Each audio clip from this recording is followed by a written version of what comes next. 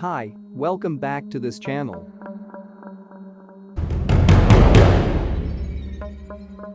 On a sunny day, the 1st of April 2014, two young girls went for a hike in the Panamanian jungle with a dog. The dog came back, but the two young girls were never seen again. Their names were Lisanne Froon and Kris Kremers. Lisanne Froon and Kris Kremers were both in their early 20s. They traveled to Panama to work with children.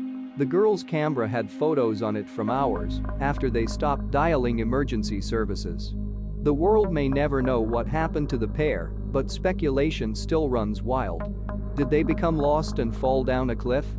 Was someone who's still out there responsible for their deaths? Or is it all part of a cover-up?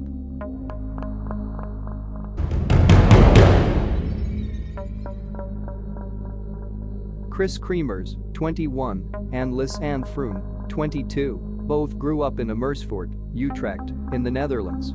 Kris Kremers was described as an open, creative, and responsible individual, while Lisanne Froon was described as aspiring, optimistic, intelligent, and a passionate volleyball player.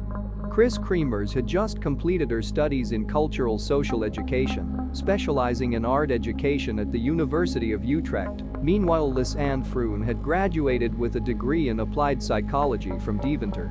Only a few weeks prior to leaving for Panama, Lisanne Froon had moved in with Kris Kremers in a dorm room in Amersfoort, and they worked together at the cafe restaurant called In Den Kleinen Hap. They both saved up money for 6 months and planned to go to Panama together on a special 6-week vacation, hoping to learn Spanish and to do something of significance for the locals, particularly volunteering with children. The trip was also supposed to be a reward to Lisanne Froon for graduating.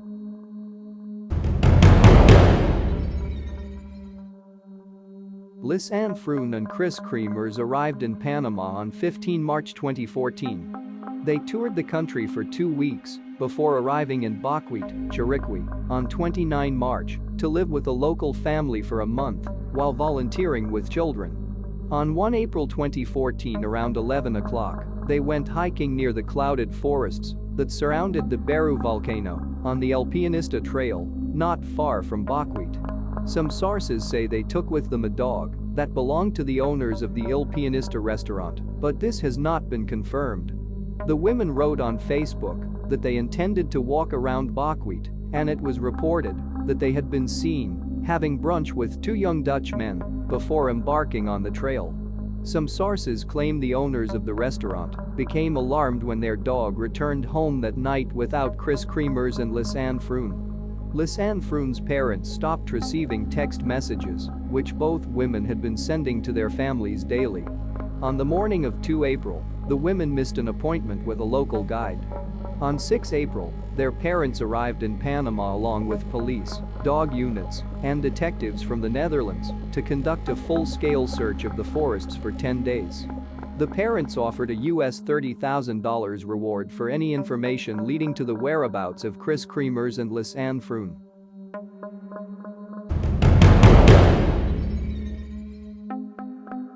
A search party was sent to look for them, but nothing was found until 10 weeks later. On 14 June, a local woman who found Lisanne Froon's blue backpack turned it into authorities, which she reported finding by a riverbank near her village of Alto Romero in the Bocas del Toro province. The bag contained her camera as well as 2 pairs of sunglasses, $83 in cash, Lisanne Froon's passport, a water bottle, Lisanne Froon's camera, 2 bras, and both women's phones in a good condition. The phones showed that just hours after the beginning of their hike, someone dialed 112 and then 911. The first distress call attempt was made by Kris Kremers' iPhone at 16:39, and, shortly after that, another attempt was made from Lisanne Froon's Samsung Galaxy at 16:51, but none of the calls got through due to lack of reception in the area. None of the subsequent call attempts ever managed to go through either. On 4 April, Froon's phone battery became exhausted after 5 o'clock, and the phone was never used again. Kremers' iPhone would not make any more calls either, but was intermittently turned on to search for reception. Between 5 and 11 April, the iPhone was turned on multiple times, but without ever entering the correct PIN code again. Either no PIN or a wrong PIN code was entered. On 11 April, the phone was turned on at 10:51 and was turned off for the last time at 11:56.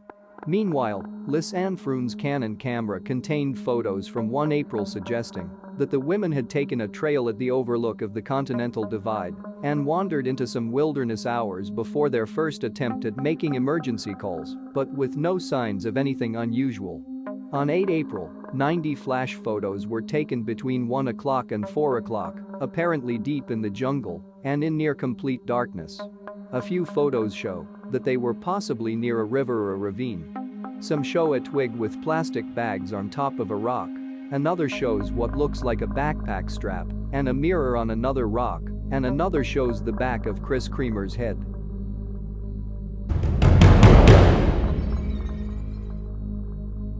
The discovery of the backpack led to new searches along the Culebra Cut. Kris Kremers' denim shorts were found atop a rock on the opposite bank of the tributary, a few kilometers away from where Lisanne Froon's backpack had been discovered. A rumor claimed that the shorts were found zipped and neatly folded, but pictures of the shorts, published in 2021, disproved this information. 2 months after the backpack was found, a pelvic bone and foot still inside a boot were discovered in the same area, according to La Estrella de Panama. Full remains were found soon afterward and were assumed to be the two missing women. Lisanne Froon's bones appeared as if they had decomposed naturally, but Kris Kremers' bones were mysteriously stark white, as if they had been bleached, raising questions about whether someone had been involved in their deaths. Police questioned the locals, tour guides, and other hikers who had been in the area at the time, but nothing besides the photos and call logs provided them with any evidence as to what had happened. There wasn't even enough evidence to determine the cause of death. To this day, the disappearance and deaths of Kris Kremers and Lisanne Froon remain a harrowing mystery.